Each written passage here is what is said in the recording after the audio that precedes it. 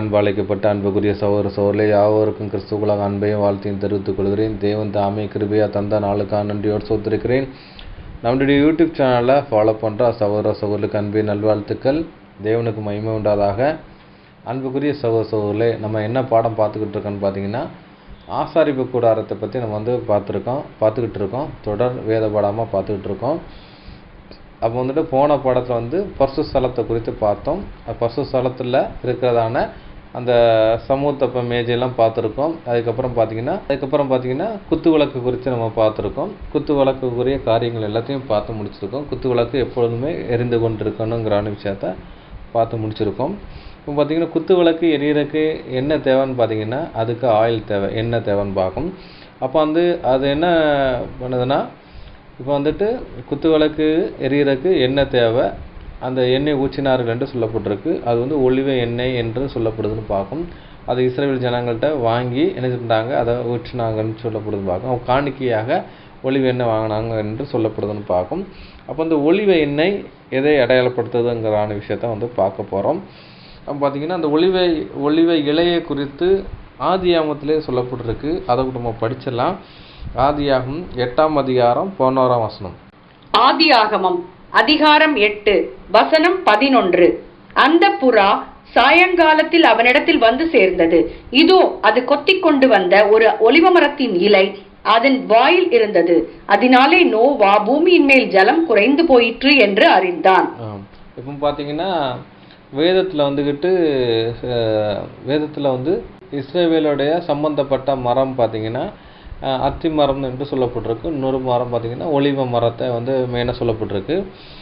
ஆதாம் தவறு செய்ய அமைச்சர் என்ன பண்ணுறாருன்னு பார்த்தீங்கன்னா, அத்தி இலையை தரித்து கொண்டான் அப்படின்னு சொல்லப்பட்டிருக்கு பார்க்கும். அதே ஆதியாகமத்தில் இங்கே என்ன சொன்னால் ஒலிவ இலையை கொடுத்து இங்கே சொல்லப்பட்டிருக்கு பார்க்கும். அப்போ இந்த ஒலிவ இலை எதை அடையாளப்படுத்துன்னு பார்த்தீங்கன்னா, மீட்பை எதை அடையாளப்படுத்துன்னு பார்க்கும்.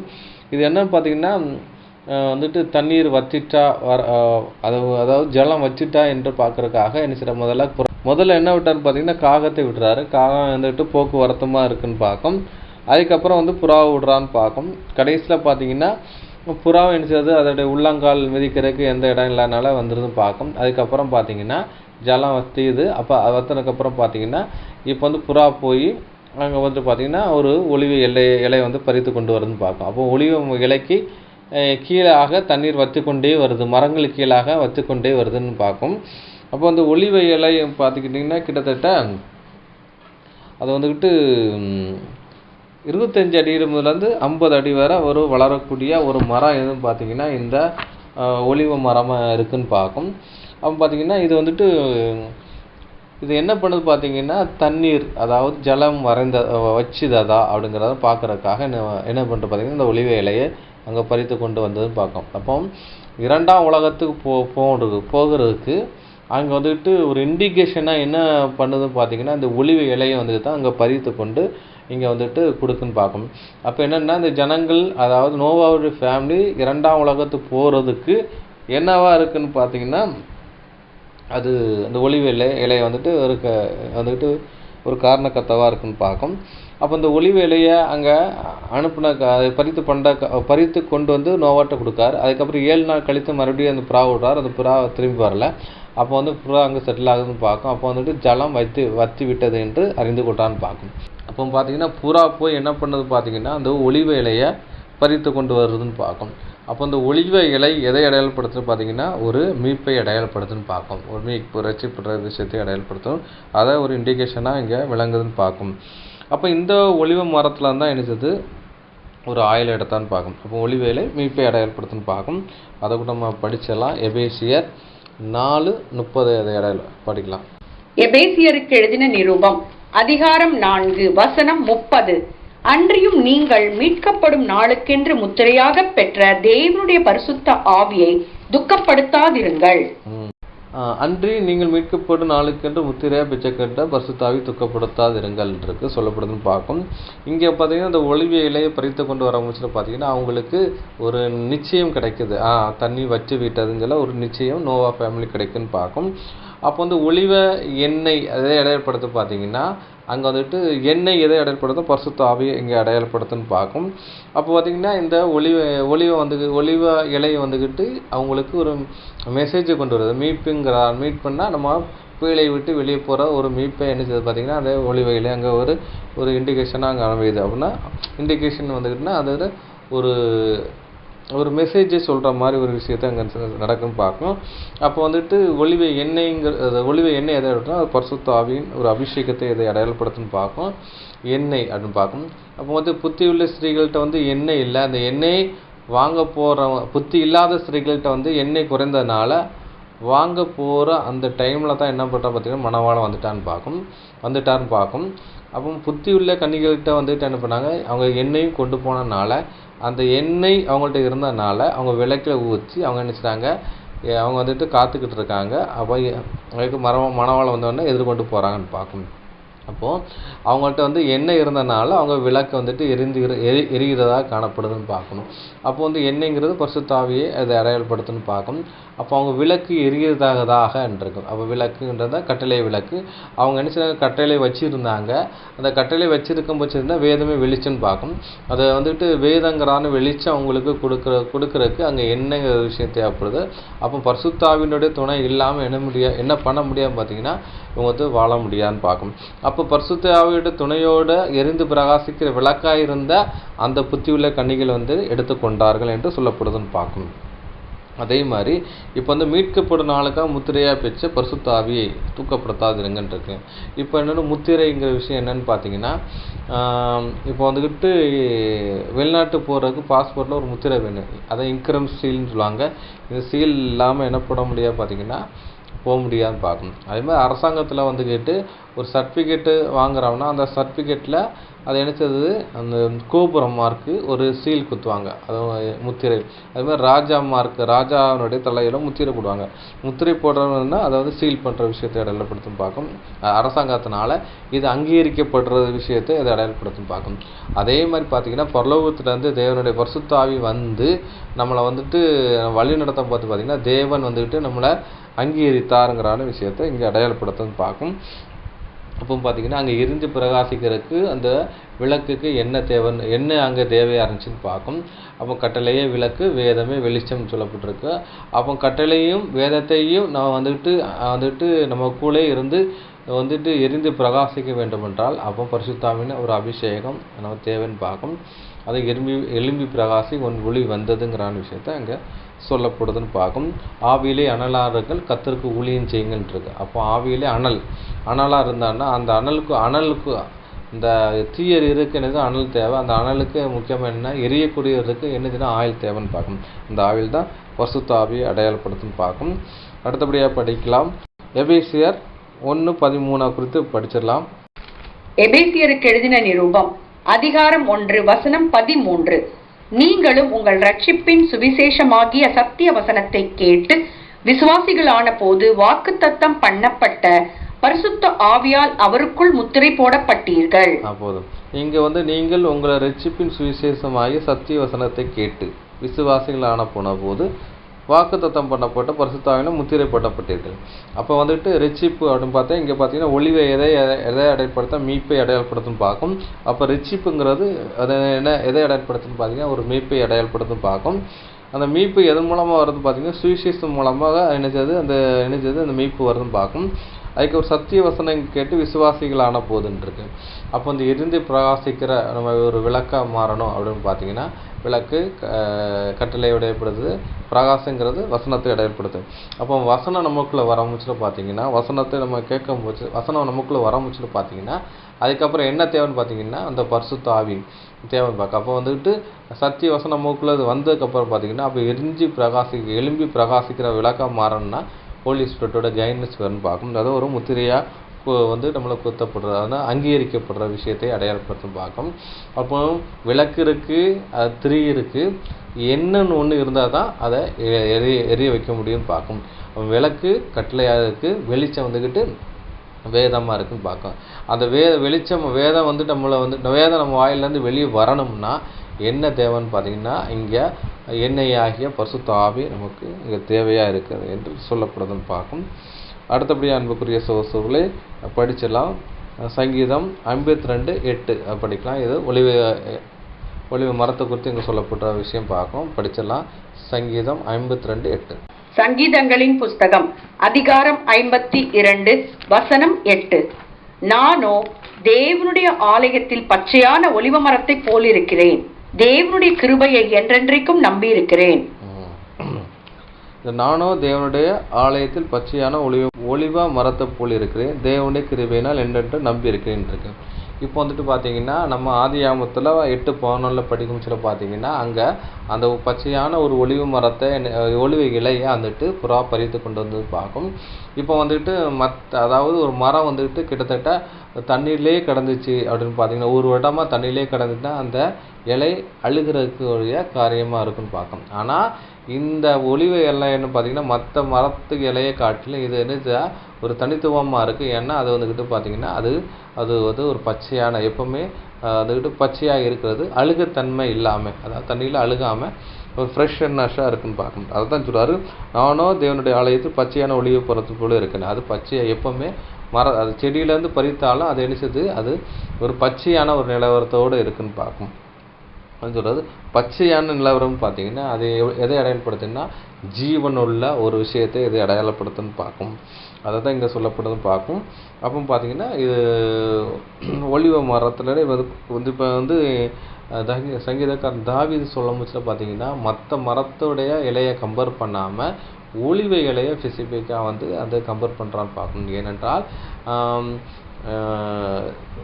அதாவது ஆசாரி கூடாரத்தில் விளக்கு எரியறதுக்கு மற்ற எண்ணெய்கள்லாம் தேவையில்லாமல் இங்கே எண்ணெய் தேவைப்படுதுன்னு பார்த்தீங்கன்னா ஒலிவ எண்ணெய் இங்கே தேவைப்படுது விதமாக இருக்குன்னு பார்க்கணும். அதை தான் இங்கே பச்சையான ஒலிவ மரத்துக்கு சொல்கிறான்னு பார்க்கணும். ஒலிவ மரம் ஒரு என்னது ஒரு ஃபேமஸான மரம். இன்னும் இஸ்ரவேல் ஜனங்கள்கிட்ட ஒரு என்ன பண்ணுற பார்த்தீங்கன்னா ஒரு புனிதத்துவம் ஒரு மரமாகவும் இங்கே கருதப்படுதுன்னு பார்க்க. ஏன்னா அந்த ஒலிவ எண்ணெயில் இருந்து தான் ஆலிவ் ஆயில் எடுத்து தான் என்ன பண்ணுறாங்க பார்த்தீங்கன்னா அந்த விளக்கு தண்டில் ஊற்றுறாங்க பார்க்க. அதை தான் இது ஒரு புனிதத்தன்மையான ஒரு மரமாக சொல்லப்படுது. அதனால தான் இங்கே என்ன சொல்கிறாரு பார்த்தீங்கன்னா நான் ஒரு பச்சையான ஒலிவ மரத்தை போல இருக்கிறேங்கிற விஷயத்த அவர் சொல்கிறான்னு பார்க்கும். அடுத்தபடி அன்புக்குரிய சகோதரர்களே படிச்செல்லாம் சங்கீதம் 23:5. சங்கீதங்களின் புஸ்தகம் அதிகாரம் 23 வசனம் 5. என் சத்துருக்களுக்கு முன்பாக நீர் எனக்கு ஒரு பந்தியை ஆயத்தப்படுத்தி என் தலையை எண்ணெயால் அபிஷேகம் பண்ணுகிறீர். என் பாத்திரம் நிரம்பி வழிகிறது. அப்போ வந்து அபிஷேகம் யாருக்கெல்லாம் பண்ணுவான்னு பார்த்தீங்கன்னா முதல்ல வந்துட்டு இஸ்ரேல் ஜனங்கள்கிட்ட முதல்ல ஆசாரிய ஊழியம் வந்துச்சு. அந்த ஆசாரிய ஊழியத்தில் ஆசாரியர்களை தேர்ந்தெடுக்கும் பட்சத்தில் எண்ணெயினால் அபிஷேகம் பண்ணுவாங்க. அதுக்கப்புறம் பார்த்தீங்கன்னா ஆசாரிய ஊழியத்துக்கு அப்புறம் தான் ராஜாக்கள் ஊழியம் வந்துச்சுன்னு பார்க்கும். அப்போ வந்து ராஜாக்களை என்ன செய்யறாங்க பார்த்தீங்கன்னா எண்ணெயினால் அபிஷேகம் பண்ணுறாங்கன்னு பார்க்கும்.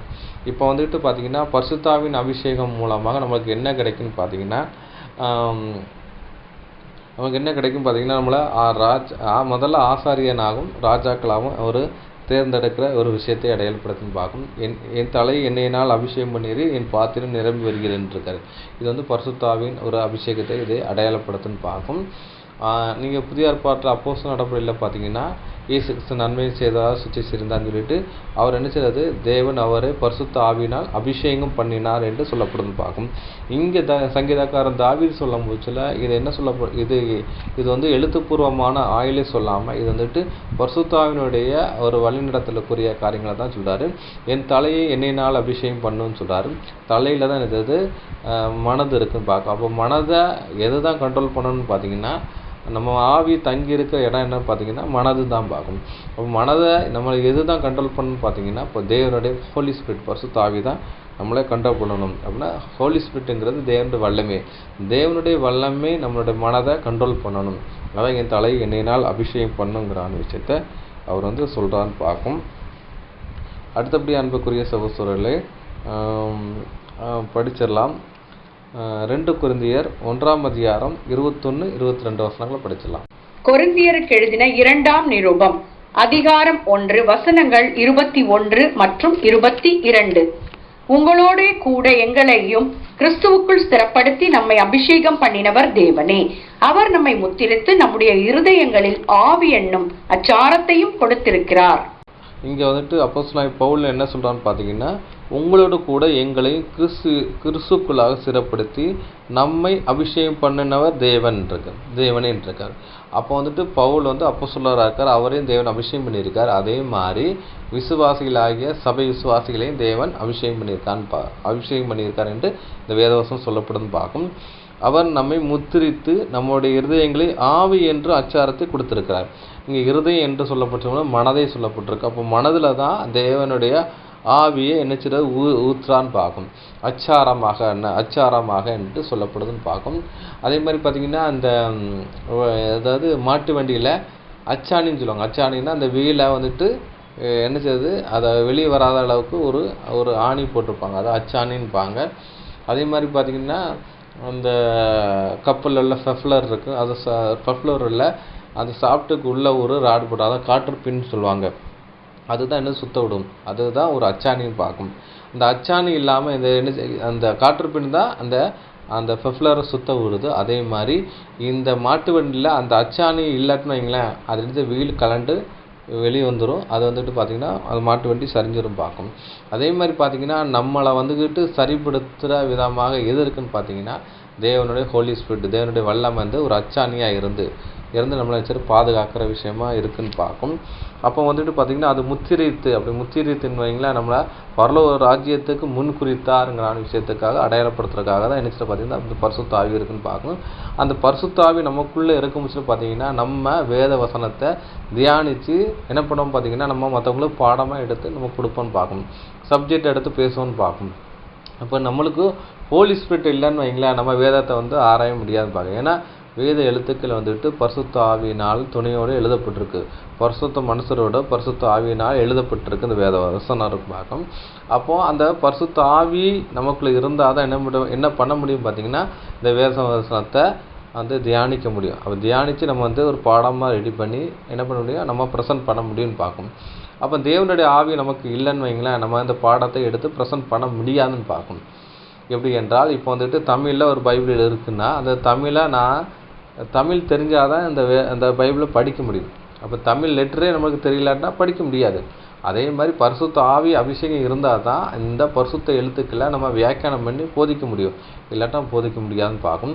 இல்லாட்டா என்ன பண்ண முடியும் பார்த்திங்கன்னா வேறு யாராட்டும் எழுதின சத்திய உபதேசங்களை ஸ்கிரிப்ட் எடுத்து அப்படியே நினச்சிட்டு நம்ம ஒப்பிக்கிறவராக காணப்படும் பார்க்கும். அது ஈயடிச்சங் காப்பிம்பாங்க எங்கள் ஊரில், அதாவது இன்னொரு விஷயத்த காப்பி அடிக்கிறது, காப்பி பேஸ்ட்னுப்பாங்க. அப்போ அதை பண்ணுறது, அப்போ அவர் எழுதினது என்ன எழுதியிருக்காரு அப்படியே தான் நினச்சது அவங்க ஒப்பிக்க முடியும். நீங்கள் வந்துட்டு ஏதாட்டும் ஒரு கேள்வி கேட்டாலும் அவரால் பதில் சொல்ல முடியாது, ஏன்னா அந்த ஸ்கிரிப்டில் என்ன இருக்கோ அதான் சொல்ல முடியும் பார்க்கும்.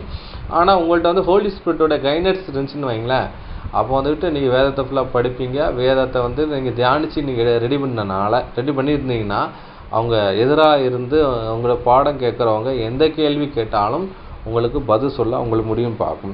அப்போ தேவனுடைய ஆவி இருந்தால் தான் அங்கே அந்த விஷயம் நடக்கும்னு பார்க்கும். அடுத்தபடியாக அன்புக்குரிய சகோதரர்களே படிச்செல்லாம் வெளிப்படுத்தல் 11ஆம் அதிகாரம் 19 வசனம். வெளிப்படுத்தின விசேஷம் அதிகாரம் 11 வசனம் 19. அப்பொழுது பரலோகத்தில் தேவனுடைய ஆலயம் திறக்கப்பட்டது, அவருடைய ஆலயத்திலே அவருடைய உடன்படிக்கையின் பெட்டி காணப்பட்டது. அப்பொழுது மின்னல்களும் சத்தங்களும் இடி முழக்கங்களும் பூமி அதிர்ச்சியும் பெரும் கல்மழையும் உண்டாயின. இப்போ இந்த வசனத்தை ஏன் படித்தோன்னு பார்த்தீங்கன்னா பரலோகத்தில் தேவனுடைய ஆலயம் திறக்கப்பட்டதுன்றிருக்கு. அப்போ வந்துட்டு பார்த்தீங்கன்னா இங்கே எங்கே தான் அந்த குத்து விளக்கு இருக்குன்னு பார்த்தீங்கன்னா அந்த ஆலயத்தில் தான் பார்க்கும். ஆசாரிப்புடம் ஆலயம் சொல்லி சாமுவேல் புஸ்தகத்தில் அங்கே சொல்லப்பட்டிருக்குன்னு பார்க்கும். அதே மாதிரி அந்த ஆசாரிப்பூடாக இருந்தால் பின்னாடி ஆலயமாக அங்கே கன்வெர்ட் ஆகுதுன்னு பார்க்கும். அங்கேயும் என்ன பண்ணுறது பார்த்தீங்கன்னா குத்து விளக்கு இருக்குன்னு பார்க்கும். அப்போ பார்த்தீங்கன்னா இங்கே வந்துக்கிட்டு நம்ம வந்து ஒரு குத்து விளக்காக நம்ம இருந்தால் தான் நம்ம எங்கே போக முடியும் பார்த்தீங்கன்னா பொருளமாகி ஆலயத்தில் கொண்டு போய் வைக்கப்பட முடியும் பார்க்கும். நம்ம வந்து குத்து விளக்காக இல்லை, எரிந்து பிரகாசிக்க விளக்காக இல்லாவிட்டால் நம்மளை எங்கே கொண்டு போக முடியாது பார்த்தீங்கன்னா இந்த ஆலயமாகிய பரலோகம் இருக்கிற அந்த ஆலயமாகிய அந்த வாசஸ்தலத்துக்குள்ள நம்ம போக முடியாது பார்க்கும். அப்போ நம்ம குத்து விளக்காக மாறணும், எரிந்து பிரகாச விளக்காக மாறணும். எரிந்து பிரகாச விளக்குக்கு என்ன பரிசுத்த ஆவி இருக்கும், பரிசுத்த அபிஷேகத்தினால நம்ம முத்திரப்பட்டு சீல் பண்ணாதான் நம்ம இந்த பிரபஞ்சத்தின் உலகத்துலேருந்து நம்ம எடுத்துக்கொண்டு பரலோக ராஜ்யத்தில் போக முடியுங்கிறான விஷயத்தை தான் இந்த வசனம் நம்மளுக்கு வலியுறுத்துகிற இதாக இருக்குதுன்னு பார்க்கும், ஒரு அடையாள பாஷை இருக்குதுன்னு பார்க்கும். அப்போ வந்துட்டு பார்த்திங்கன்னா நாமும் தேவனுடைய ஆலயம் தான். நம்ம தேவனுடைய ஆலயமாக இருந்தால் நமக்குள்ளே என்ன இருக்குன்னு பார்த்தீங்கன்னா அந்த குத்து விளக்கு இருக்கணும். குத்து விளக்கு இருந்தால் தான் நம்ம எரிந்து பிரகாசிக்க முடியுங்கிறான விஷயம் சொல்லப்படுதுன்னு பார்க்கும். அடுத்தபடி அன்புக்குரிய சகோதரர்களே, அப்போ பரிசுத்த ஸ்தலத்துக்குள்ள என்ன இருக்குன்னு பார்த்துட்டோம். பார்த்தீங்கன்னா இப்போ வந்துட்டு நம்ம வந்துக்கிட்டு சமூக தப்ப மேசை நம்ம பார்த்து முடிச்சிட்டோம். அதுக்கப்புறம் பார்த்திங்கன்னா குத்து விளக்கு பார்த்துட்டோம். அதுக்கப்புறம் தூவ பீடத்தை வந்து நம்ம பார்க்க போகிறோம். அதை கூட நம்ம படிச்சிடலாம். யாத்திராகமும் 30ஆம் அதிகாரம் 1 to 9 வசனங்களை படிச்சிடலாம். யாத்திராகமும் அதிகாரம் 30 வசனங்கள் 1 முதல் 9 முடிய. தூபம் காட்டுகிறதற்கு ஒரு தூப பீடத்தையும் சித்தின் மரத்தினால் உண்டாக்குவாயாக. அது 1 முழ நீளமும் 1 முழ அகலமுமான சதுரமும் 2 முழ உயரமுமாய் இருக்க வேண்டும். அதன் கொம்புகள் அதனோட ஏகமுமாய் இருக்க வேண்டும். அதன் மேற்புறத்தையும் சுற்றுப்புறத்தையும் அதன் கொம்புகளையும் பசும் பொன் தகட்டால் மூடி சுற்றிலும் அதற்கு பொன் திறனையை உண்டு பண்ணி அந்த திறனை இப்போ பார்த்தீங்கன்னா இதை வந்து தூப பீடம் என்று சொல்லப்படுறதுக்கு பார்க்கும். தூப பீடம் என்று சொல்லப்படுறதுக்கு பலி பீடம் என்று சொல்லப்படுறதுக்கு பார்க்கும். இது வந்துட்டு பீடம்னா ஒரு ஆல்டர் என்று சொல்லப்பட்டு பார்க்கும். ஒரு ஒரு ஒரு விஷயமா இருக்குது, பீடமாக இருக்குன்னு பார்க்கும். பலிபீடத்தில் அங்கே பலி தகனம் பண்ணுவாங்க. தூபபீடத்தில் அந்த பலிபீடத்தில் இருந்த நெருப்பு தணலை நெருப்பு தணலை அந்த தூப கலசம் இருக்கும். அந்த தூப கலசத்தில் எடுத்து கொண்டு வந்து தான் தூபபீடத்தில் வந்துட்டு கொட்டணும்னு பார்க்கும். இந்த வேலையை யார் பண்ண பார்த்தீங்கன்னா ஆசாரியர்கள் பண்ணுவாங்க. பலிபீடத்தில் 4 கொம்பு இருந்த மாதிரி இங்கேயும் அணிச்சது 4 கொம்புகள் அணிச்சது பார்த்தீங்கன்னா அந்த தூபபீடத்தில் இருக்குன்னு பார்க்கும். அதே மாதிரி பார்த்தீங்கன்னா இந்த தூபபீடம் எதனால் செய்யப்பட்டிருக்கு பார்த்தீங்கன்னா சித்தி மரத்தினால் செய்யப்பட்டு அதுக்கப்புறம் பார்த்தீங்கன்னா பொன் தகட்டினால பசும் பொன் தகட்டினால நினச்சிடாங்க அதை மூடிருப்பாங்கன்னு பார்க்கும். அவங்க கோல்டனில் அது இருக்குன்னு பார்க்கும். இதாங்க சொல்லப்படுது. தொடர்ந்து படிக்கலாம். திறனையின் கீழே அதன் 2 பக்கங்களிலும் அதை சுமக்கும் தண்டுகளின் இடங்களாகிய அதன் 2 பக்கத்து 2 மூலைகளிலும் 2 பொன் வளையங்களை உண்டாக்குவாயாக. அந்த தண்டுகளையும் சித்திம் மரத்தால் பண்ணி அவைகளையும் பொன் தகட்டால் மூடக்கடவாய். அப்போது பார்க்கும். இப்போ பார்த்தீங்கன்னா இது என்னன்னா இது வந்து டிராவலிங்கில் போகிறனால அடித்தது ஒரு வளையம் போட்டிருப்பாங்க பார்க்கும். எப்படி என்றால் நம்ம மொட்டை மாடியில் வந்து பந்தக்கால் வளையன்னு சொல்லி முன்னாடி போட்டிருப்பாங்க. ஏன்னா சில ஃபங்க்ஷன் வந்து வீடுகளில் வச்சு தான் முன்னாடி திருமணம்லாம் நடக்கும். அதனால் பார்த்தீங்கன்னா அந்த பந்தக்கால் வளையன்னு சொல்லி வச்சுருப்பாங்கன்னு பார்க்கும். அதே மாதிரி ஒரு வளையம் தான் எதில் இருக்குன்னு பார்த்தீங்கன்னா இந்த எல்லா ஸ்ட்ரக்சர்லேயுமே இருக்கும். நீ பலிபீடத்தை இருந்தாலும் சரி, அதுக்கப்புறம் பார்த்தீங்கன்னா தூபபீடமாக இருந்தாலும் சரி, சமூக தப்ப மேஜையாக இருந்தாலும் சரி, எல்லாத்துலேயுமே இந்த வளையங்கள் வச்சுருப்பாங்க. ஏன்னா அந்த வளையத்தண்டில் மாட்டி தான் என்ன பண்ண பார்த்தீங்கன்னா தோளில் சுமந்து இந்த வனாந்தர் பயத்தில் அதை கொண்டு போவாங்கன்னு பார்க்கும். கொண்டு போவாங்க. ஏன்னா ஆசாரிப்பு கூடாரம் என்னச்சுன்னா ட்ராவலிங்லேயே தான் போகும். அதாவது மேக சம்பம் எங்கே எழும்பி மேகம் போக முச்சில் இவங்க நினச்சிவாங்க வனாந்தத்தில் போவாங்க. மேகம் எங்கே நிற்குதோ அங்கே நின்று இந்த காரியங்கள் இந்த ஆசாரிப்பு கூட காரியங்களை என்ன நினச்சிவாங்கன்னா இந்த பண்ணுவாங்கன்னு பார்க்கும். இதான் ஒரு விஷயம். அதனால் என்ன பண்ணுறா பார்த்தீங்கன்னா அது சுமத்துறதுக்கு என்ன பண்ணுறா பார்த்தீங்கன்னா அந்த சித்தி மரத்தினால தண்டுன்னா நம்ம உலக்க மாதிரி இருக்கும். அந்த மாதிரி இதில் பண்ணி அந்த தண்டுகளையும் என்ன பசும் பொண்ணுனால தகடா அடித்து என்ன அதை வந்து ஃபுல் கவர் மரமே தெரியாத அளவுக்கு கவர் பண்ணணுங்கிறான விஷயத்த அவர் சொல்கிறான்னு பார்க்கும். தொடர்ந்து படிக்கலாம். சாட்சி பெட்டிக்கு முன்னிருக்கும் திரைசிலைக்கும் நான் உன்னை சந்திக்கும் இடமாகிய சாட்சி சந்நிதியின் மேலுள்ள திருவாசனத்துக்கு முன்பாக அதை வைக்க கடவாய். ஆரோன் காலைதோறும் அதன் மேல் சுகந்த தூபம் காட்ட வேண்டும். மாலையில் விளக்கேற்றும் போது அதன் மேல் தூபம் காட்ட கடவன். விளக்குகளை விளக்கும் போதும் அதன் மேல் தூபம் காட்ட வேண்டும். உங்கள் தலைமுறை தோறும் கர்த்தருடைய சந்நிதியில் காட்ட வேண்டிய நித்திய தூபம் இதுவே.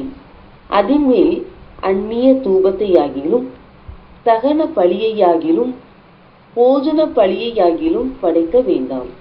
அதன் மேல் பான பலியை ஊற்றவும் வேண்டாம். பொது பார்க்கும். இப்போ வந்துட்டு பார்த்தீங்கன்னா இந்த தூபப்படம் எங்கே வைக்கணுங்கிற விஷயத்த அங்கே சொல்கிறான்னு பார்க்கும். ஏன்னா கிருபாசனம் இருக்கும், அந்த கிருபாசனத்துக்கு முன்பாக ஒரு ஸ்க்ரீன் இருக்கும். அந்த ஸ்க்ரீனுக்கு முன்னாடி என்ன செய்யணும் பார்த்தீங்கன்னா அந்த தூப பீடம் வைக்கணும்னு பார்க்கும். ஏன்னா அந்த தூபம் போடும்போச்சில் அந்த தூபம் புகையானது பரவி என்ன செய்யணும் பார்த்தீங்கன்னா அந்த ஸ்க்ரீனுக்கு அப்பால் இருக்கிற அந்த என்னதுன்னா கிருபாசன தண்டியில் என்ன பண்ணணும் பார்த்தீங்கன்னா அங்கே போகணும் அப்படின்னு பார்க்கும். ஏன்னா அந்த பலிபீடத்திலேருந்து எடுக்கப்பட்ட அந்த அக்னியில் தான் அந்த தூபபீடம் போட முடிச்சு பார்த்தீங்கன்னா தேவன் முகர்ந்து பார்க்குற விஷயத்தை இடையல்படுத்து. இது வந்துட்டு இந்த பலியை ஒரு அங்கீகரிக்கிற விதமாக இருக்கிறதுக்காக தான் இந்த விஷயம் சொல்கிறான்னு பார்க்கும்.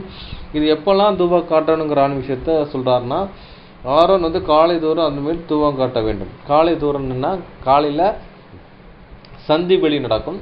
சந்தி பலி அங்கே அந்த பலி கொடுத்து அதோடைய எசன்ஸ் ஃபுல்லாகவே அதில் ஃபுல்லாக இறங்கிடும். விறகெல்லாம் எரிஞ்சு கறியாக மாறும். அப்போ ஆரம்பித்து எசன்ஸ் இறங்கிடும். அதுலேருந்து நெருப்பு தணலை தூப கலசத்தில் நிரப்பி அதில் என்ன கொண்டு வந்தோன்னா இங்கே வந்துட்டு பரிசுத்த ஸ்தலத்தில் வந்து தூபபீடத்தில் வந்து கொட்டணும். கொட்டினதுக்கப்புறம் பார்த்தீங்கன்னா இங்கே வந்துட்டு தூபத்தை எடுத்து போடுவாங்க. தூப வர்க்கங்களுக்கு எடுத்து போடுவாங்க.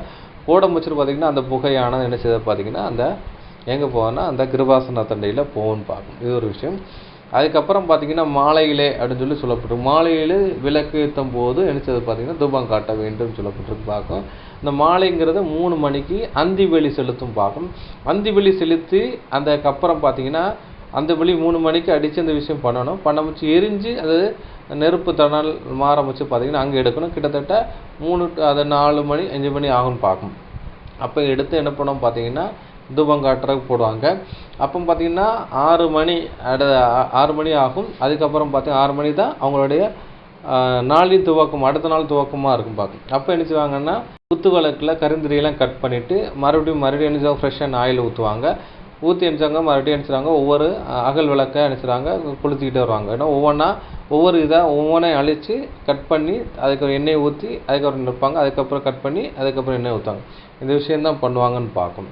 பண்ணி தான் இது பண்ணுவாங்க. அப்போ வந்து என்ன செய்வாங்கன்னா இந்த ப்ராசஸ் நடக்கும். அதுக்கப்புறம் பார்த்தீங்கன்னா என்ன செய்வாங்கன்னா தூபம் காட்டுவாங்கன்னு பார்க்கும்.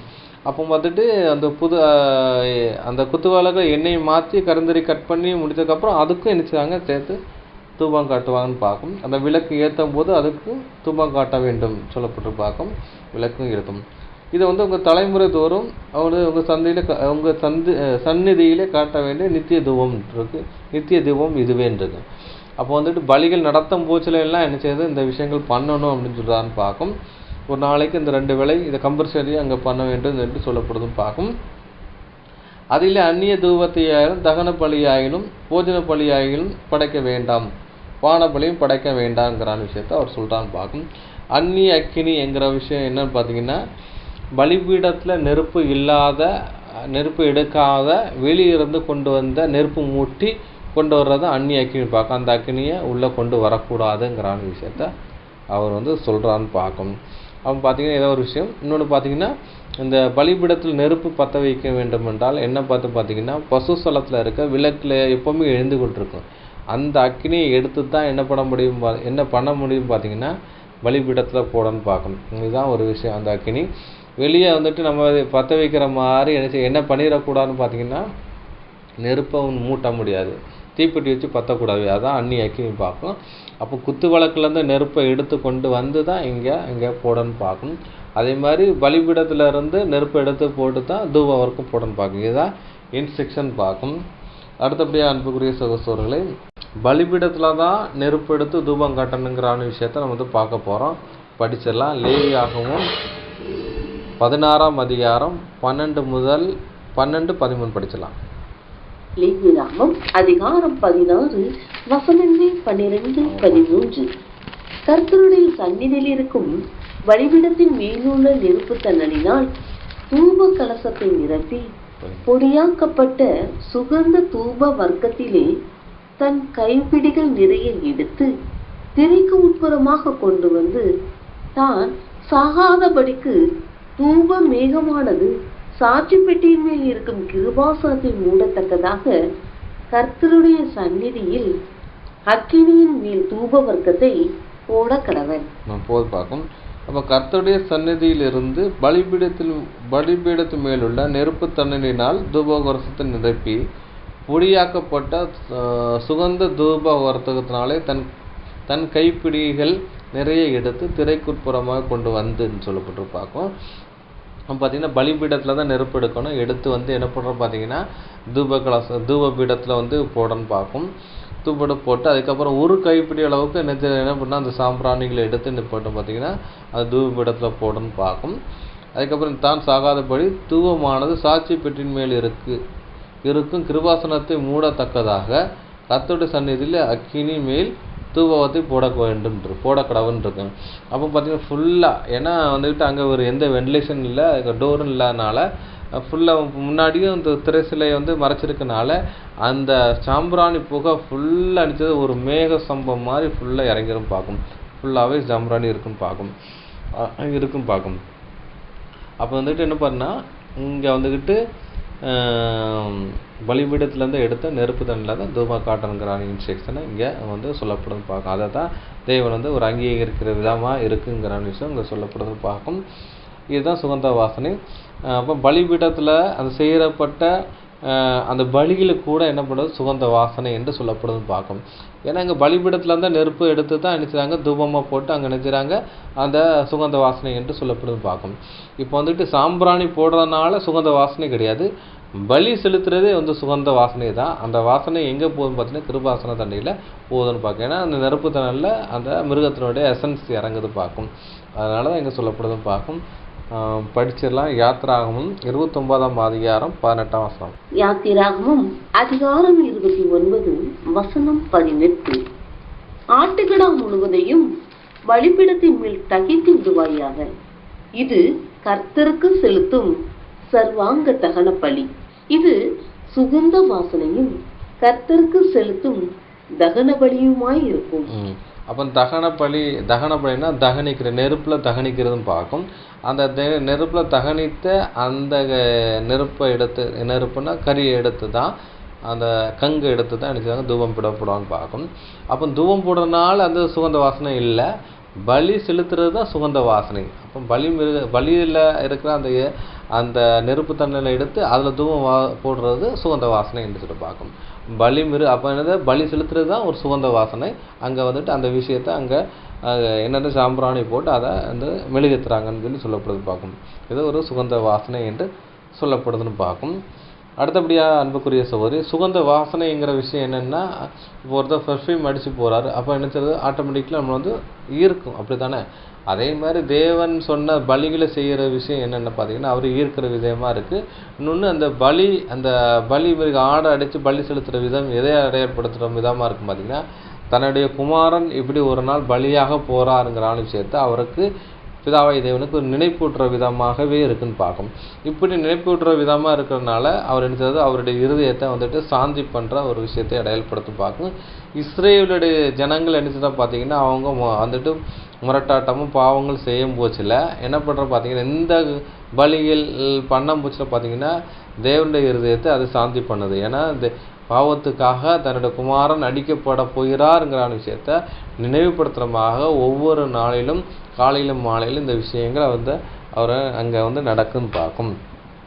அடுத்தபடி அன்புக்குரிய சகோதரர்களே, அப்போ பார்த்தீங்கன்னா இது இந்த அங்கே நடந்த பலி அந்த காணிக்கையில் அதுக்கு சுகந்த வாசனையும் யாரை பிரதிபலிக்கிற விதமாக இருக்குன்னு பார்த்தீங்கன்னா நம்ம ஆண்டவராகிய இயேசு கிறிஸ்துவை பிரதிபலிக்கிற விதமாக இருக்குன்னு பார்க்கும். அது கூட படிக்கலாம். எபேசியர் 5ஆம் அதிகாரம் 2ஆம் வசனம். எபேசியர் அதிகாரம் 5 வசனம் 2. கிறிஸ்து நமக்காக தம்மை தேவனுக்கு சுகந்த வாசனையான காணிக்கையாகவும் பலியாகவும் ஒப்பு கொடுத்து நம்மில் அன்பு கூர்ந்தது போல நீங்களும் அன்பிலே நடந்து கொள்ளுங்கள். போதும் பார்க்கும். அப்போ கிறிஸ்து நமக்காக தம்மை தேவனுக்கு சுகந்த வாசனையான காணிக்கையாகவும் பலியாகவும் ஒப்பு கொடுத்துருக்கு. அப்போ பார்த்தீங்கன்னா அங்கே பலி செலுத்தினது தான் இந்த சுகந்த வாசனை என்று சொல்லப்படுது பார்க்கும். அந்த தூபபீடத்தில் காட்டப்படுற அந்த சாம்பிராணி ஸ்மெல்லு கிடையாதுன்னு பார்க்கும். அப்போ என்னென்னா இங்கே அந்த பலிபீடத்தை செய்கிற அதுதான் சுகந்த வாசனை. அதில் அந்த நெருப்பு தணல் எடுத்து சுகந்த அந்த ஜாம்பிராணி போட போச்சு என்னதுன்னா எழுத்துப்பூர்வமான ஒரு ஸ்மெல் அங்கே கொண்டு வருதுன்னு பார்க்கணும். அது வந்துட்டு இது என்னன்னா அது தேவனுடைய சுகந்த வாசனை. அது பலியை அவர் அங்கீகரிக்கிற விதத்தை தான் இங்கே சொல்லப்படுதுன்னு பார்க்கும். அதான் இங்கே சொல்கிறது, இயேசு கிறிஸ்துவனுடைய ரேன்சம் ஈடு பலி கூட இந்த மாதிரி ஒரு சுகந்த வாசனையாக இருந்ததுங்கிற விஷயத்தை அவர் சொல்கிறான்னு பார்க்கும். பலியாக ஒப்பு கொடுத்து நம்மில் அன்பு கூர்ந்தது போல நீங்களும் அன்பில் நடந்து கூறுங்கள். அப்போ பிதாவாய் தேவன் மனிதன் மேல் அன்பின் நிமித்தம் தான் தன்னை ஒரே குமாரன் நினைச்சது அவர் நினைச்சது பலியாக ஒப்பு கொடுத்தான்னு பார்க்கணும். அதே மாதிரி என்ன பண்ணுறோம் பார்த்தீங்கன்னா, நம்மளும் நினைச்சதை பார்த்தீங்கன்னா மற்ற சகோதரில் அன்பில் வந்து இது பண்ணணும் நடக்கணும்னு பார்க்கும். ஏன்னா நம்ம செய்த பாவத்தை அவர் வந்துட்டு மன்னித்து தான் மன்னிக்கிறதுக்காக தன்னுடைய குமாரனை இங்கே கொடுத்தாருன்னு பார்க்கும். அதுபோல தான் மற்றவங்க பாவம் செய்யும் போதில் அந்த பாவம் நமக்கு எதிராக இப்போ வந்துக்கிட்டு பார்த்தீங்கன்னா ஆதாம் எவள் பாவம் செய்து வந்துட்டு தேவனுக்கு எதிராக தான் கட்டளை மீறுறாங்க.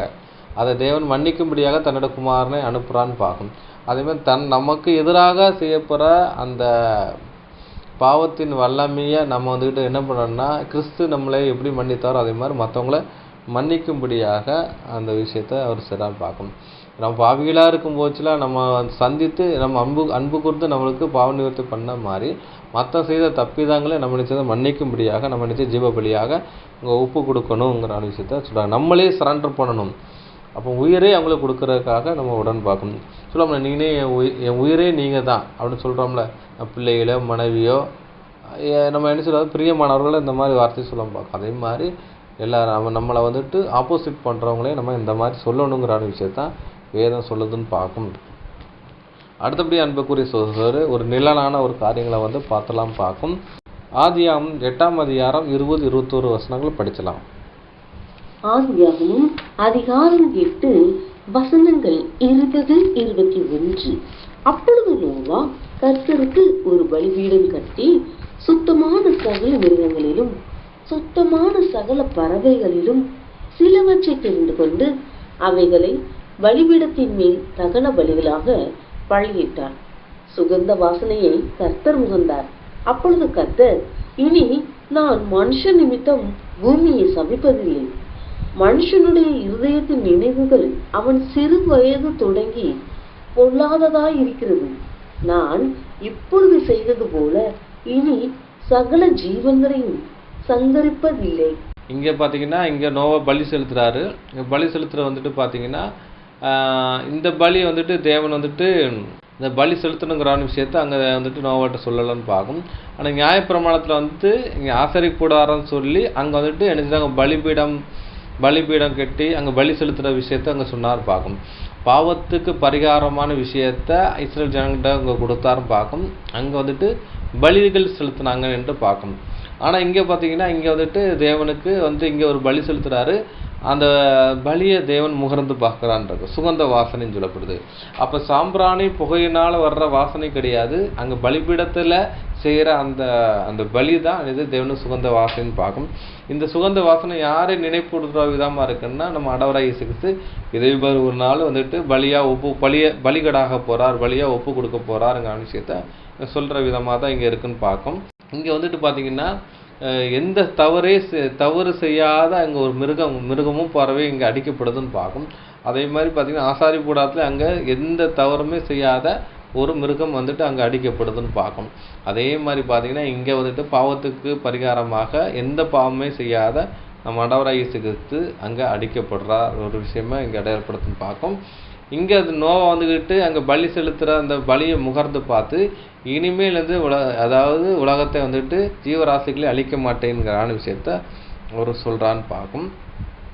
அதே மாதிரி பார்த்தீங்கன்னா முதலாம் உலகத்தில் வந்துட்டு பார்த்தீங்கன்னா மனிதன் செய்த தவறின் நிமித்தம் என்ன பண்ணுறதுன்னா, மனிதர் வந்துட்டு அவருடைய இதயத்தின் நினைவுகள் தோற்றமும் பொருளாதாரம் இருக்கிறத கண்டு தான் நினச்சினா பார்த்தீங்கன்னா அவங்க வந்துட்டு அந்த முதலாம் உலகத்தை அழிக்கிறான்னு பார்க்கும். அங்கே அசுத்த சந்ததியை வந்தனால அழித்தாருன்னு பார்க்கும். இங்கே பார்த்தீங்கன்னா இங்கே வந்துட்டு பார்த்தீங்கன்னா பாவமான உலகம், பாவம் செய்த மனித குலத்தில் ஒரு ஜட்ஜ்மெண்ட்டுக்குள்ளே போகிறாங்க. அவங்கள பாவத்தை மன்னிக்கிறதுக்காக தேவன் என்ன பண்ணுறப்ப தன்னோட குமாரனை வந்துட்டு பலியாக ஒப்பு கொடுக்கான்னு பார்க்கணும். அந்த ஒப்பு கொடுக்க முச்சில் பார்த்தீங்கன்னா அவர் என்ன பண்ணுறா பார்த்தீங்கன்னா இனி எந்திரிச்சாரு, அவர் பலியை அங்கீகரித்து முகர்ந்து பார்த்து இனி மனிதனை சங்கரிப்பதில்லை, நான் அழிக்க மாட்டேங்கிற விஷயத்த அவர் சொல்கிறான்னு பார்க்கணும். அதனால தான் பார்த்தீங்கன்னா அந்த ராஜ்யத்தில் சந்திப்பு நாள் 1000 years கிங்டமில் என்ன பண்ணுறோம் பார்த்தீங்கன்னா இப்போ போய் பாவம் செய்கிற மனிதர்களுக்கு வந்தீங்கன்னா அங்கே மரண தண்டனை தான் உண்டாகணும். ஆனால் தேவன் என்ன பண்ணுறா பார்த்தீங்கன்னா, பிதாவை தேவன் இயேசு கிறிஸ்து பலியை அங்கீகரித்து முகர்ந்து பார்த்து என்ன பண்ணுறாருன்னா அவங்களுக்கு ஒரு வாய்ப்பு கொடுக்கான்னு பார்க்கணும். 1000 வருட அரசாட்சியில் ஒரு வாய்ப்பு கொடுத்து அவங்களுக்கு என்ன பண்ணுறான்னு பார்த்தீங்கன்னா அவங்களுக்கு ஒரு வாய்ப்பு கொடுக்கான்னு பார்க்கணும். எதன் அடிப்படைன்னு பார்த்தீங்கன்னா, தன்னோட குமாரன் பலியை அவர் முகர்ந்து பார்த்து இனிமேல் என்ன செய்ய பண்ணுவேன்னா அந்த அழிக்க மாட்டேன் ஏன்னா முதல் ஜட்ஜ்மெண்ட் அவங்களுக்கு கிடையாது, அவங்களுக்கு ஒரு வாய்ப்பில் கொடுப்போம். அவங்க தவறு செஞ்சு அதுக்கப்புறம் ஒரு ஜட்ஜ்மெண்ட்டுக்குள்ள போவான்னு பார்க்கணும்.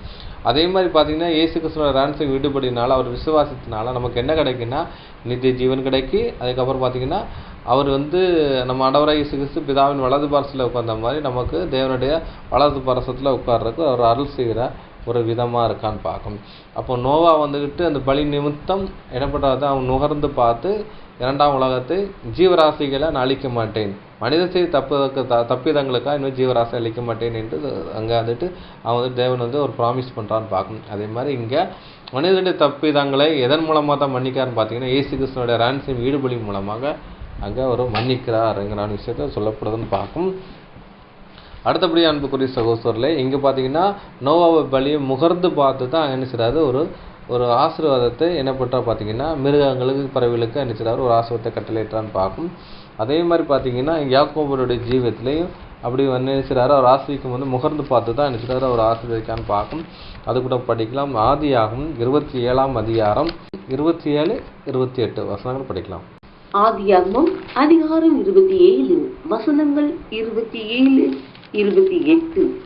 அவன் கிட்ட போய் அவனை முத்தம் செய்தான்.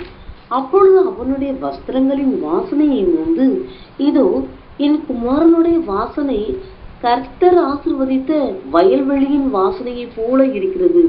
தேவன் உனக்கு வானத்து பனியையும் பூமியின் கொழுமையையும் கொடுத்து மிகுந்த தானியத்தையும் திராட்சரசத்தையும் தந்தருள்வாராக.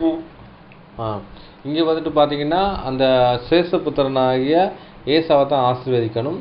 ஆனால் என்ன செய்யறாரு பார்த்தீங்கன்னா இவர் ஒரு ஆட்டுத்தோலை போட்டு என்ன செய்யறாரு பார்த்தீங்கன்னா ஏன்னா ஏசாவுக்கு ரோமம் உள்ள சரீரமாக இருக்கிறதுனால அவர் ஆட்டுத்தோலை போட்டு என்ன செய்யறாரு போகிறான்னு பார்க்கும். அவனுடைய குரல் பார்த்தீங்கன்னா யாக்கோப்பா இருக்காரு. ஆனால் ஆசீர்வாதத்தை யாரை சொல்லி ஆசீர்வாதம் வாங்க வரான்னா ஏசாவின் பேர் சொல்லி என்ன செய்யறாரு ஆசீர்வாதம் வாங்க வரான்னு பார்க்கும். ஏன்னா ஏசாவை ஆசீர்வதிப்பது தான் ஈசாக்குக்கு பிரியமாக இருந்தார். அவர் தான் சேஷபுத்திரன், அவரை தான் ஆசீர்வதிக்கணும்.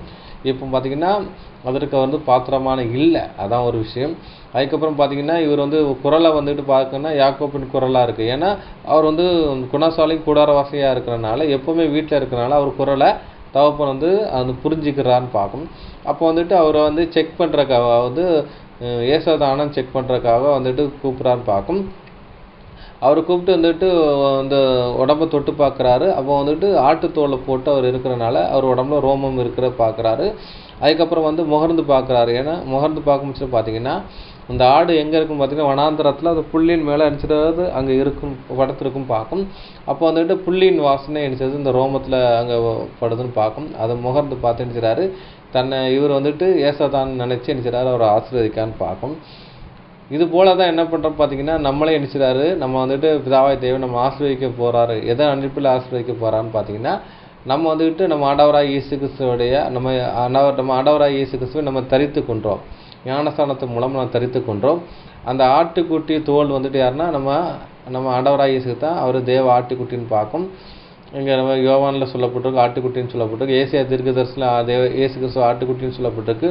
வெளிப்படத்துலையும் ஆட்டுக்குட்டி என்று நம்ம ஆண்டவராக இயேசு கிறிஸ்துவை அங்கே சொல்லப்படுதுன்னு பார்க்கணும்.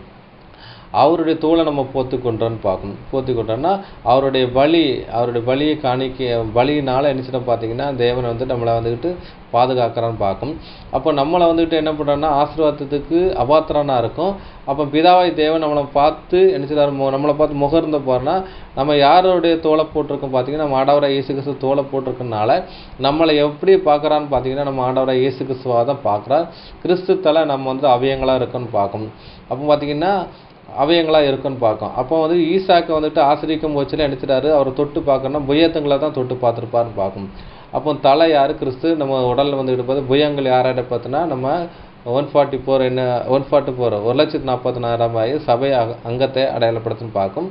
அப்போ நம்மளை தொட்டு பார்க்கும் போச்சுல யாரை தொட்டு பார்த்த மாதிரி இருக்குன்னா இங்கே ஆண்டவராகிய இயேசு கிறிஸ்துவை தொட்டு பார்க்குற மாதிரி இருக்குது. நம்ம ஆசீர்வாதத்துக்கு எந்த தகுதி இல்லை. ஆனாலும் என்ன செய்கிறாரு அவர், நம்ம யாருக்காக தான் நமக்கு அந்த ஆசீர்வாதத்தை கொடுக்காருன்னா நம்ம ஆண்டவராகிய இயேசு கிறிஸ்துவினுடைய ரேன்சம் ஈடு பலிக்காக அது செய்த தியாகத்துக்காக தான் என்ன செய்கிறாரு நம்மளை ஆசீர்வதிக்கிறார். அந்த ஆசீர்வாதம் என்ன பார்த்தீங்கன்னா, தேவன் உனக்கு என்ன செய்றாரு, வானத்தின் பணியையும் பூமியின் கொழுமையும் கொடுத்துட்டுருக்கும். வானத்தின் பணின்னு பார்த்தீங்கன்னா வந்து பரலோக ராஜ்யத்தினுடைய ஆசீர்வாதத்தையும், அதுக்கப்புறம் பார்த்து பூமிக்குரிய ஆசீர்வாதங்கிறத ராஜ்யத்தில் நம்ம ஒரு ஆளுகை செய்கிற ஒரு ஆளுகை தன்மை என்ன செய்றாரு அவர் கொடுக்குற விதமாக இருக்கான்னு பார்க்கும். இதான் முகர்ந்து பார்த்து கொடுக்குற ஒரு விஷயத்தை அடையாளப்படுத்துன்னு பார்க்கும்.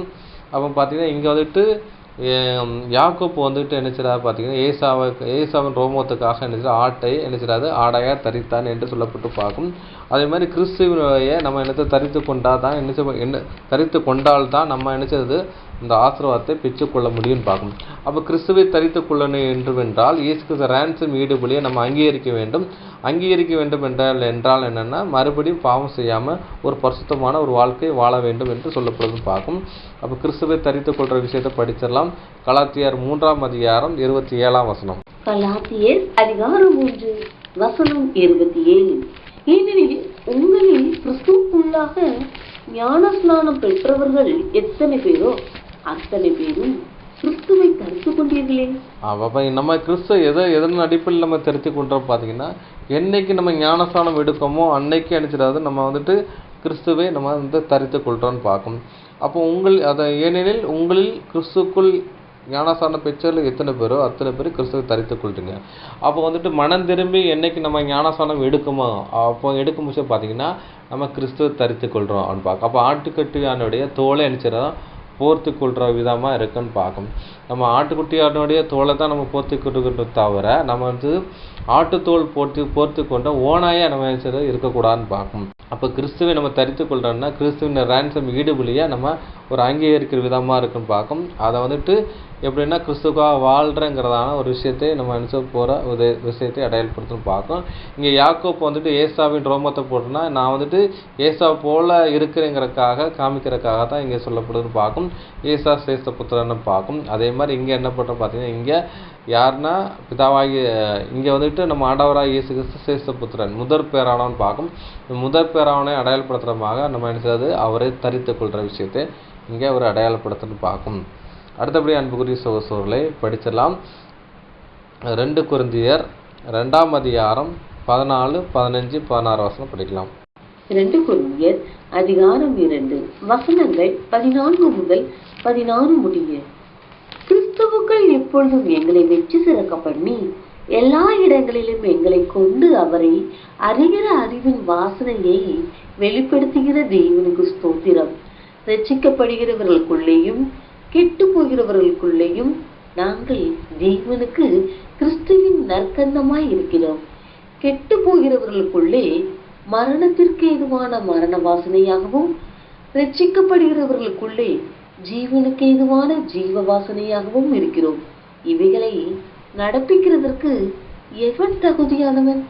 அப்போ பார்த்தீங்கன்னா நான் என்ன சொல்கிறேன்னா, கிறிஸ்துக்குள்ளாக எப்பொழுதும் எங்களை வெற்றி சிறக்க பண்ணி எல்லா இடங்களும் எங்களை கொண்டு அவரை அறிகிற அறிவினால் வாசனை வெளிப்படுத்துகிறாக தேவனுக்கு சோத்திரன்றிருக்கேன். நம்ம பார்த்தீங்கன்னா இங்கே வந்துட்டு பலிபீடத்தில் இருந்துச்சா ஒரு கைப்பிடி என்ன செய்யறது சாம்பிராணி எடுத்து என்ன செய்கிறாங்க பார்த்து தூப இடத்துல போடுறாங்கன்னு பார்க்கும். போடும்போது சுகந்த வாசனை இருக்குன்னு பார்க்கும். அது எதை அடையாளப்படுத்துன்னா, இங்கே வந்துட்டு கிறிஸ்துவின் பலியை எடுத்து என்ன செய்ய பார்த்தீங்கன்னா, அப்போ தேவனுடைய பலி இயேசு கிறிஸ்துவை வந்துட்டு ஜனங்கள்கிட்ட சத்தியங்களை போதிக்கிற ஒரு விஷயத்தை அடையாளப்படுத்துன்னு பார்க்கும். அப்போ வந்துட்டு பலிபீடத்துலேருந்து நெருப்பு தண்ணியில் எடுத்து தூபத்தில் போட்டு சாம்பிராணி போட்டு சுகந்த வாசனை. அதே மாதிரி பார்த்தீங்கன்னா இன்றைக்கி நம்ம என்ன பண்ணோம் பார்த்தீங்கன்னா, இயேசு கிறிஸ்து ரேன்சம் ஈடு பலியை யாருக்காக செய்தாருங்கிறான விஷயத்த நம்ம என்ன பண்ணோம் பார்த்தீங்கன்னா, நம்ம வந்து வாய்மொழியாக ஜனங்களுக்கு உபதேசமாக போதிக்கும் பட்சத்தில் அதை நற்கர்ந்தமாக என்ன செய்வது வீசுறது என்ன செய்வது அவரே அறிகிற அறிவின் வாசனை என்றிருக்கு. அப்போ அவரை நம்ம அறிஞ்சுக்கிட்ட விதத்தை ஜனங்களுக்கு சாட்சியாக நம்ம பகரம் போச்சு பார்த்தீங்கன்னா அது ஒரு வாசனையான ஒரு ஜீவியத்தை அடையாளப்படுத்துது. இன்னொன்று அதுதான் எனது தேவனுக்கு சோத்திரம் சொல்லப்பட்டிருக்கு. இன்னொன்று பார்த்தீங்கன்னா அதை நம்ம வந்துட்டு இயேசு கிறிஸ்துவை போல ஒரு வாழ்க்கை தரம் வாழ்ந்தாலே என்ன செய்வது ஒரு சுகந்த வாசனை என்று சொல்லப்படுது பார்க்கும். இந்த வாசனை எங்கே போகுது பார்த்தீங்கன்னா, ரட்சிக்கப்படுவதற்குள்ளே என்று சொல்லப்பட்டிருக்கு பார்த்தீங்கன்னா, நாங்கள் தேவனுக்கு ஒரு நற்கந்தமாக இருக்கும். ரட்சிக்கப்படுகிற பிள்ளையும் கெட்டு போடுற பிள்ளையும் நாங்கள் நினைச்சப்படுறது தேவனுக்கு நற்கந்தமாக இருக்கும். அப்போ கெட்டு போகிறவர்களுக்கு என்ன செய்றாங்கன்னா சத்தியத்தை சொல்லி ரட்சிப்பதான காரியங்களை சொல்ல முடிச்ச ஒரு நற்கந்தமான ஒரு விஷயமா இருக்குன்னு பார்க்கும்.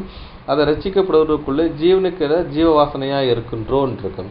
அப்போ ரட்சிக்கப்பட்ட உடனே சபையில் வந்ததுக்கப்புறம் அவங்களுக்கு சத்திய உபதேசங்கள் மேலும் மேலும் கொடுத்து என்ன பார்த்தீங்கன்னா நம்ம என்ன பண்ணுறோம் பார்த்தீங்கன்னா ஜீவ வாசனையாக நம்ம ஒரு வெளிப்படுத்துகிற ஒரு விதமாக இருக்க வேண்டும் என்று சொல்லப்படுறது பார்க்கும்.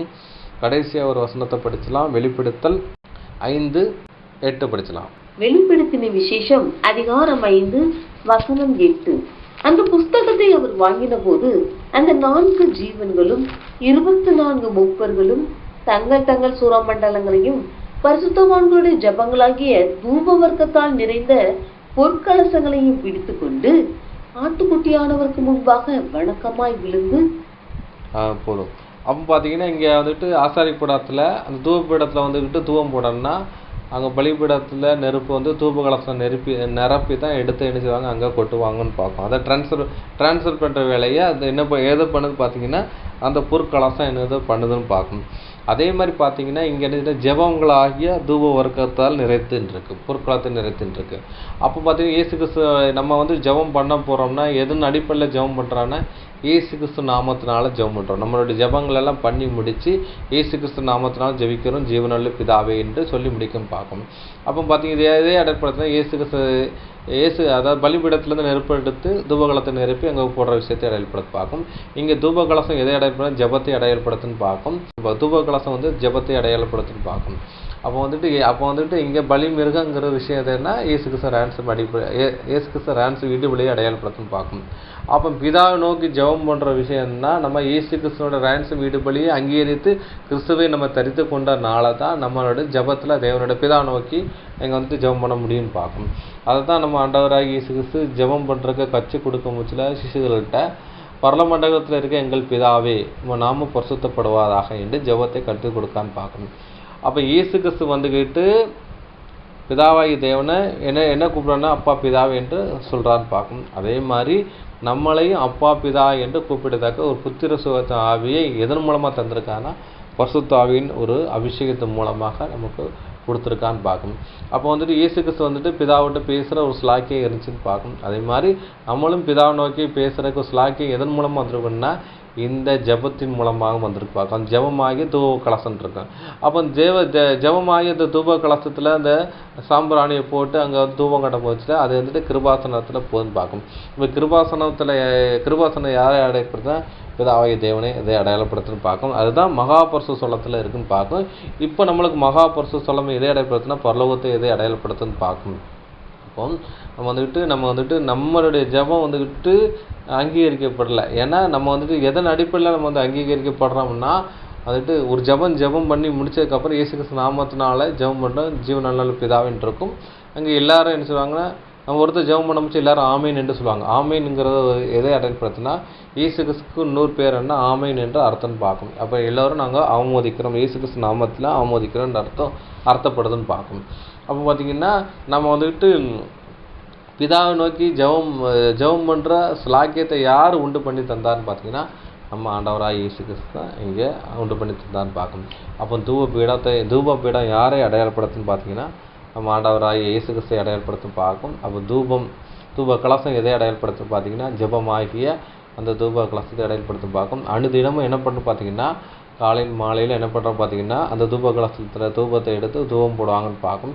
அதே மாதிரி பார்த்திங்கன்னா நம்மளும் காலை மாலை இரவு நேரத்தில் எப்போனாலும் தேவனிடத்தில் ஜெபம் பண்ணுற ஒரு ஸ்லாக்கியம் நமக்கு இருக்குன்னு பார்க்கும். அது இயேசு கிறிஸ்து நாமத்தினால தான் ஜெபம் பண்ண முடியும் பார்க்கும். ஏன்னா பலிபீடத்தில் நெருப்பு எடுத்து தான் தூபத்தை போட்டால் தான் அங்கே அந்த தூபம் அங்கீகரிக்கப்படும். இல்லாட்டினா அது அந்நிய அக்னியாக காணப்படும் பார்க்கும். நம்மளுடைய ஜெபமும் இயேசு கிறிஸ்து நாமத்தினால செய்யப்பட வேண்டிய ஜெபமாக இருக்கணும். அப்போ இயேசு கிறிஸ்து பிரியமான ஒரு வாழ்க்கையும் பிதாவாய் தேவனுடைய பிரியமான வாழ்க்கையும் வாழ்ந்துட்டு நம்ம ஜெபம் பண்ணால் தான் அந்த ஜெபம் அந்த கேட்கப்படும் பார்க்கும். ஜெபங்கிறது ஒரு தூப கலசத்தை அடையாளப்படுத்து. அந்த தூபபீடம் நம்ம ஆண்டவராகிய இயேசு கிறிஸ்துவை அடையாளப்படுத்தும். தூபம் நம்மளை அடையாளப்படுத்துது. நம்மளும் ஒரு நற்கந்தமான ஒரு சுவாபத்தை நம்ம வெளிப்படுத்துகிறா காணப்பட வேண்டும். நம்ம வந்துட்டு ஒரு துர்க்கந்தமாக ஒரு வாடை அடித்தா அது என்ன ஆகும்னா தேவனுக்கு பிரியமாக இருக்காதுன்னு பார்க்கணும். நம்மளோட ஒரு கெட்ட ஸ்மெல் வந்துச்சுன்னா யாராட்டமோட இருப்பாங்களா? இருக்க மாட்டாங்க. அப்போ கெட்ட ஸ்மெல் எப்படி பாடியில் வந்துன்னா செத்து போன நிலத்தில் இருந்தால் பாடி அழுகி நாச்சம் எடுக்குன்னு பார்க்கணும். நம்மளுடைய வாழ்க்கை வந்துட்டு நாச்சம் எடுக்கிற வாழ்க்கையாக இருக்கக்கூடாது. பாவத்தில் உள்ள வாழ்க்கை நம்மகிட்ட இருக்கக்கூடாது. ஒரு பசுத்தமான வாழ்க்கை இருந்தால் தான் தேவனுடைய நம்ம வந்து கிட்டி சேர முடியும் பார்க்கணும். இதுதான் தூப பீடத்துக்குரிய காரியம் பார்க்கும். மீதியான காரியங்களை இனி வர நாட்களில் தியானிக்கலாம் பார்க்கும். இவ்வளோனோட பொறுமையோடு கேட்டவங்களை தேவன் தாமே ஆசிரிப்பாராக. ஆமென்.